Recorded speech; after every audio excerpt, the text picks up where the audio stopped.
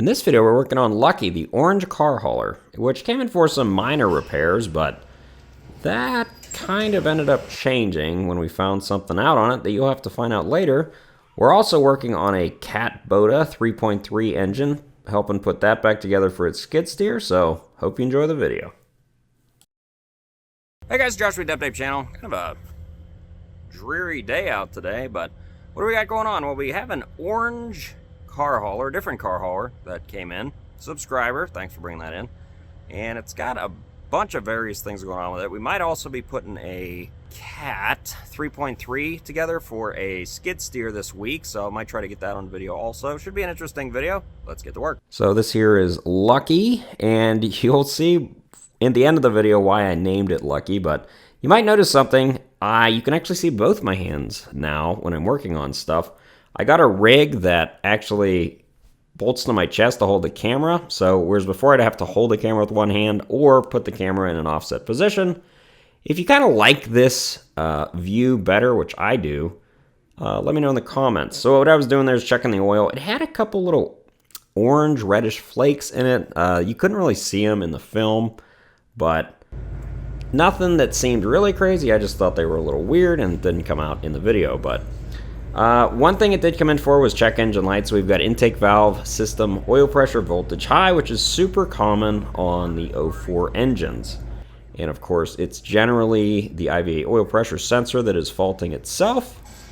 And we're just looking at the other codes the engine has also. So it's got one occurrence of this low oil pressure and one occurrence for low coolant level, which is very weird. And also the low oil pressure was very recent.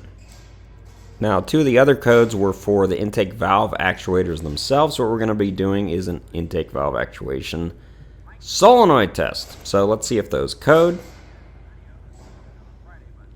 Number 3, we have an open circuit. And number 6, we have an open circuit. So we've got 3 and 6 coding, which those are the ones that had the check engine lights also. Now when it came in, it also, to me, seemed to be running a little weird. And if you know me, I like to do cylinder cutout tests, manual ones. They're very quick to do. And if you do have a weak cylinder or a miss or smoke and you can identify what cylinder it is, it's good to find out before you start tearing the engine apart. So I'm going to speed this up because basically I went through the cylinder cutout test, and I'm going to cut to the chase, folks. I didn't really find anything with the cylinder cutout test. Now it was fairly cold this morning. It was parked outside overnight. By the time it warmed up, it built air pressure and came in, though the engine coolant temperature had risen a little bit. So what I'm going to do here is we're going to look at the number 3 and number 6 IVAs, but I also wanted to look at the harness here because it had a little bit of oil coming out of the wires. Now this is a def line removal tool from Lio. I'll put a link in the description for it. And it actually works. I've been looking for pliers that will remove these plugs for years, and this actually works. So it gets the Adept Ape seal of approval.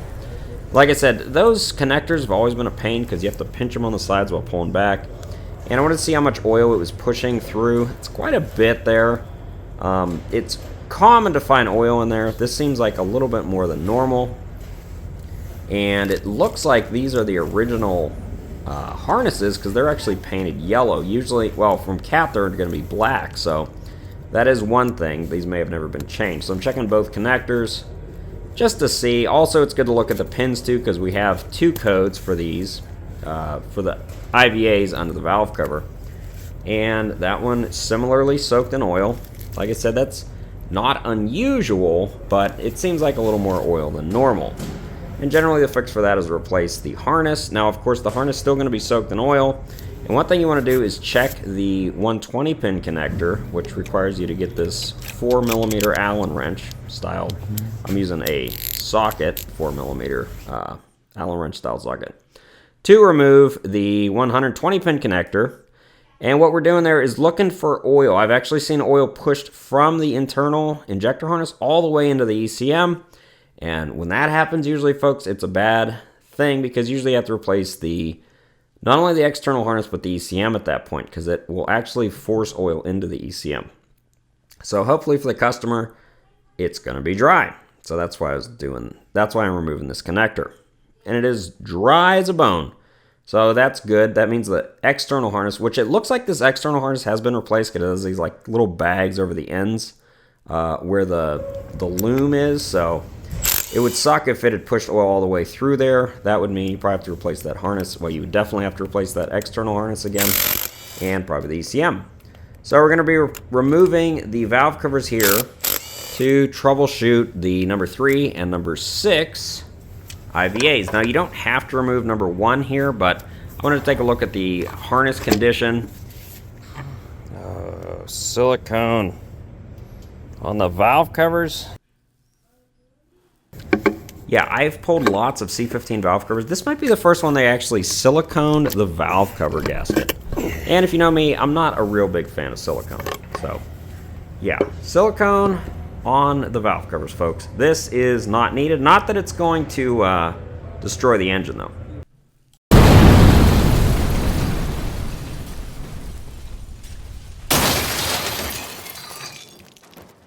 This week's Destruction of the Week actually has 2 different items. This first one is from a Detroit, and this is the most bent up connecting rod I have ever seen a picture of. I mean, it's literally bent all the way back. It's pretty amazing pictures here.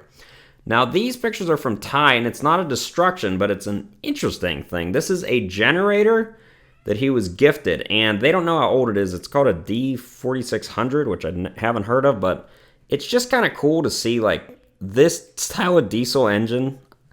And, like, look, what is that motor for on the generator? I don't know. It's pretty cool. This thing's probably 70 years old. Just thought that was interesting. Let's get back to work. So, what we've got going on here, these are rod bearings for what I'm going to call a Kubota. It's a Kubota 3.3 liter, but Cat uses a lot of these engines in their smaller equipment. And I've got all the pistons out because it was hard starting and smoking and couldn't really find a problem with it. They had me hone out the cylinders, which I'm not a huge fan of, but what we did find was the rings, the gaps were lined up on multiple cylinders, and this is only a 4-cylinder, so a little weird. This is an interesting engine. So if you see here, there's a seam on the left. I'll point at it right here, but the engine block's actually in 2 pieces. And the lower section here, the main caps are part of the engine block. They don't have separate main caps, which is very unusual for me, but apparently International and some other manufacturers build engines this way, which, like I said, is new to me. Now, this is what the cylinders look like before I hone them.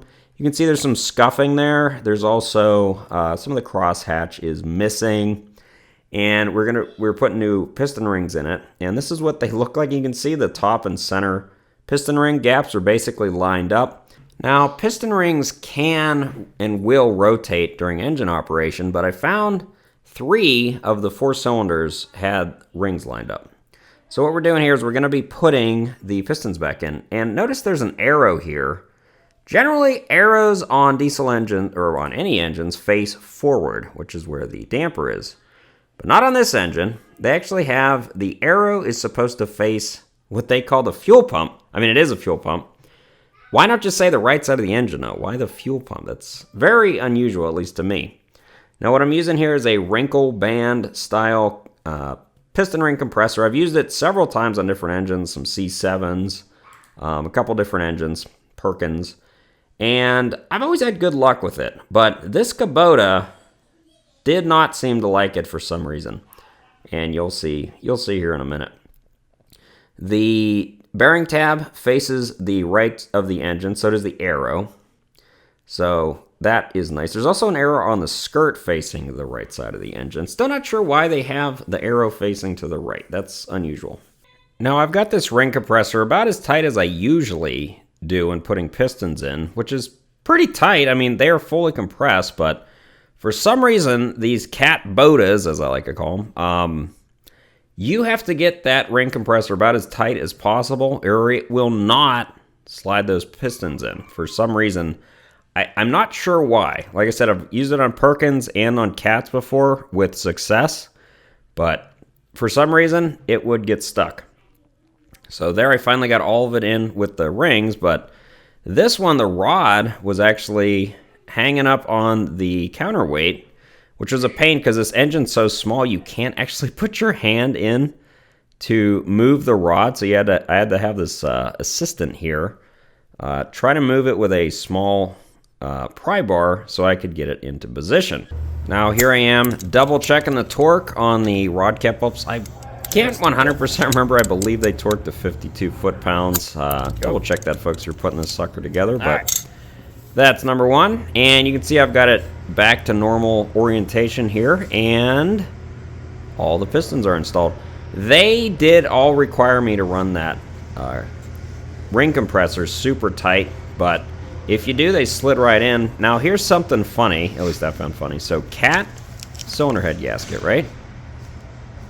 Inside is a Kubota cylinder head gasket. What, like, I just find that funny. It's like, hey, we got a part. Let's put it in a different manufacturer's box and sell it as that. Not saying they're a bad engine. This was a really easy to work on engine for the most part. The overhead's very easy to assemble. I would say I like this engine a lot more than the Perkins, like the 7.1 or the 6.6. Those engines were real pains in the butt. Now, one thing, the injectors actually stick out of the valve cover, which at first I was like, that's kind of dumb. Why do they do that? But if you think about it, like the cat injectors are under the valve cover, but the problem like we're having on that orange truck, then the injector harness has to run under the valve cover and it's exposed to engine oil, which made me rethink, like, okay, maybe the injectors should stick out of the valve cover. Now, they do have these little ports here, like this one, and if you can see it, that one right there, they're actually just rubber plugs that you can time the engine with, so that's actually pretty neat. Like I said, it's a good little engine. I would recommend it. It's easy to work on, and it actually has glow plugs, which most cat engine, at least every cat engine I've ever worked on, do not use glow plugs, but Kubota seems to like them. So, pretty much done with that 3.3. We got back on the orange Lucky truck here. So you can see I had to cut the number 1 part of the harness off for the injector. Someone ran the injector over the harness, so I couldn't get it out unless I pulled the injector. You can see number 6 has been patched before with a cat patch kit, but that was rubbed through. Number 1 was broken. What I can believe, this is the original harness, so it's almost 1,000,000 miles, folks. Now, what I was doing is I was running the overhead and took the jakes off. It's a lot easier to do the jakes on an 04 C15 if the jakes are off. And what I do is I put an extra bolt in to hold them in place.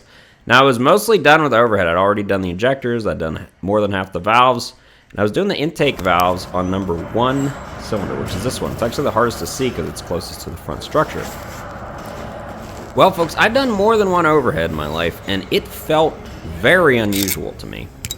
And what I noticed is if I would move it in the adjuster, it would only push down the what would it be? The inboard intake valve. It wouldn't push down the outer one, which meant something weird is going on, and this is why it got called. This is why I'm calling this truck Lucky. So it's not lucky that it had a problem, which you're going to see here in a minute, but it's lucky because if I wasn't running this overhead, this truck would have kept running, and he would have had a major failure, probably with it under load, or probably at the worst time possible, like going over a bridge. So even though it's bad news to say, hey, we found something bad with your engine, this is the ideal situation, is to find it during routine maintenance and not when you're, if this thing was loaded with vehicles, you're running behind, or, you're in a bad part of town or something, this is ideal. Now, I'm taking the bolts out of here. You can see this has the updated IVA bolts. And you can see one of the bolts is painted yellow. That's because that bolt actually is not supposed to be there. That's a double-sided stud that I installed when doing the overhead, so it holds down the rockers when you take the jake housings off. So we're pulling our rockers off. Usually I tell people, grab the rocker arms on these C15s like you're grabbing like a lobster, and that seems to be the best way to remove them. The cat does make a tool for removing these. I hate it. I've used it like twice, and each time the rocker arms just fell on the ground. So I hate that tool. So what we're doing here is pull those rockers off, take a look at the valve, see what the heck was going on. It looked like the retainer was sitting higher, but couldn't really see much with the rocker arms in place. So now that we have the bridge and the rocker arms off, we can take a look at the valve spring and the valve better. And right there, outer valve spring is broken. Now there isn't an inner valve spring, and that's why this is still not dropped in the cylinder. But it should not be loose like that, obviously. You should not be able to push the valves down by hand, but you can with this. He, like I said, got really lucky that I found this, and this is where it sits right now, waiting on approval, but I will leave you with this. Ruffles have ridges. Were you aware of this? Thanks for watching the video, and I'd like to say special thanks to Brian, James, Andre, as well as an anonymous donor who sent donations at adeptape@yahoo.com on PayPal. And as always, thanks for watching.